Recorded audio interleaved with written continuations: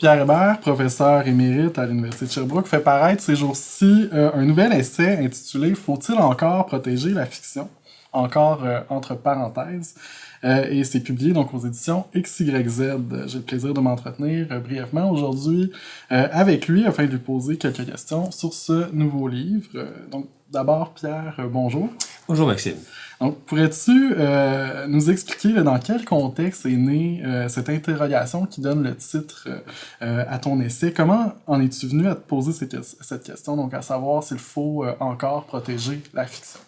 Disons que ça part de deux sensibilités, si on peut dire. Une première sensibilité qui est liée aux questions de la censure, sur lesquelles j'ai eu l'occasion de travailler pendant quelques années.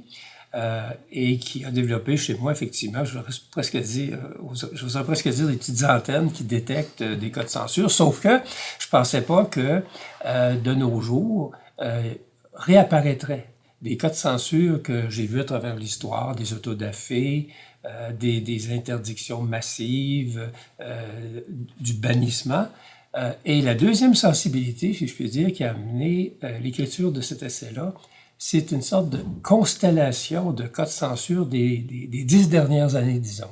Je pense que quiconque a été un peu attentif à l'actualité littéraire ou artistique a bien vu passer tous ces cas autour de Robert Lepage, autour de Pierre Vallière et son essai « Nègre blanc d'Amérique », Yvan Godbout, Hansel et Gretel, un procès, etc.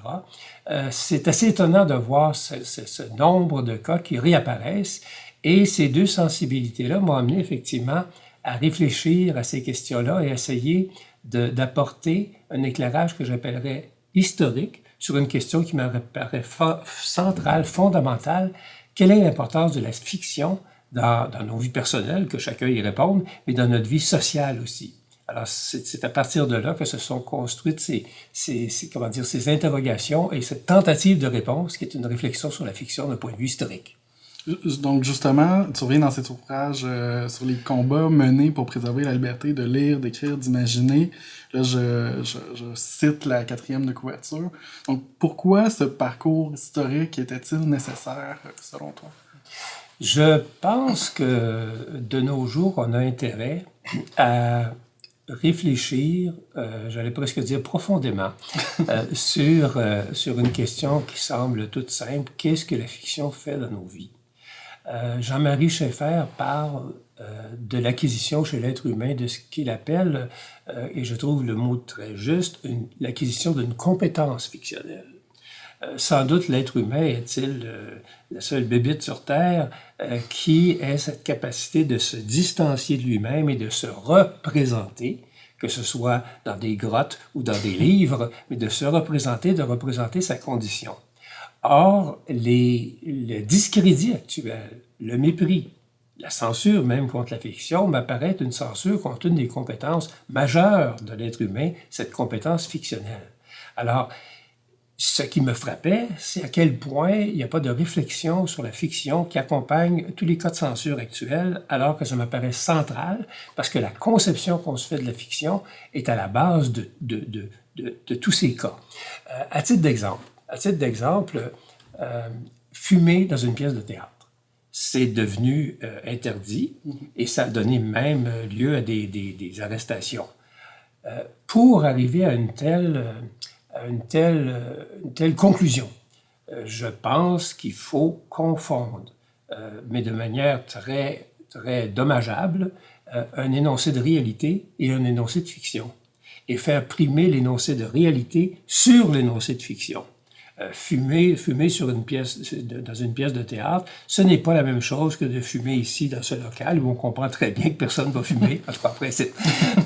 Donc c'est cette confusion-là que j'ai voulu en quelque sorte lever pour réhabiliter, si on peut dire, l'importance de la fiction et, dans son cas, une certaine zone d'impunité.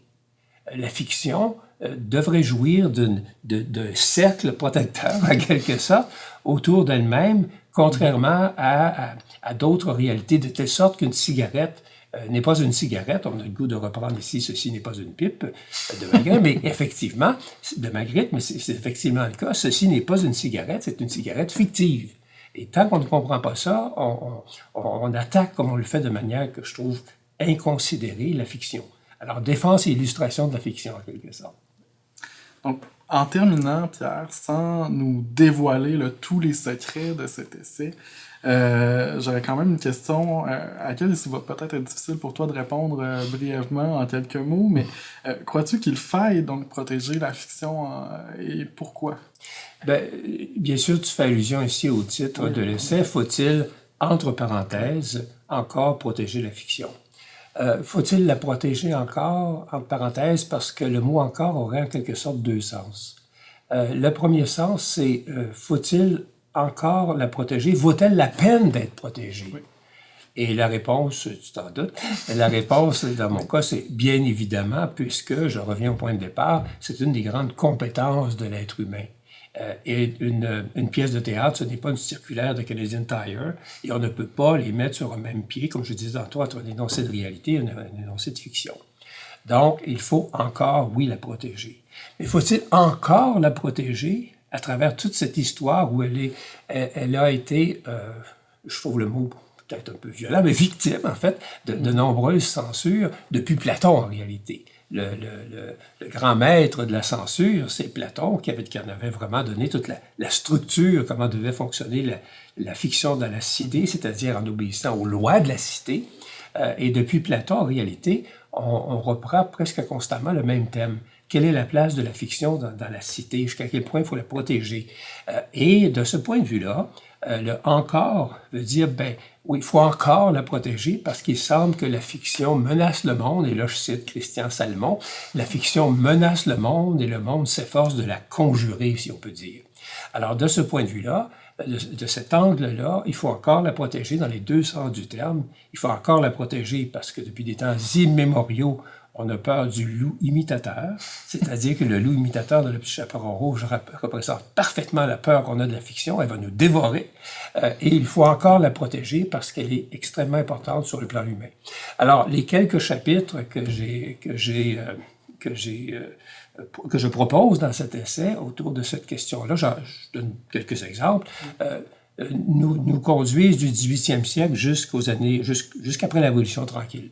Curieusement, du 18e siècle, parce que le premier ouvrage, entre guillemets, de fiction, c'est un journal, la Gazette littéraire de Fleury-Méplet, qui, à mon sens, est une immense mise en fiction. Alors, c'est la raison pour laquelle l'essai s'ouvre sur ses fondements, ses fondations de la fiction au Québec. J'examine évidemment le 19e siècle, riche en censure de toutes sortes, mais pour réfléchir à ces questions-là de liberté d'expression, de liberté d'écriture, de liberté de publication. Il y a aussi un chapitre sur le mal qui est incontournable. Quel est le statut du mal dans la fiction?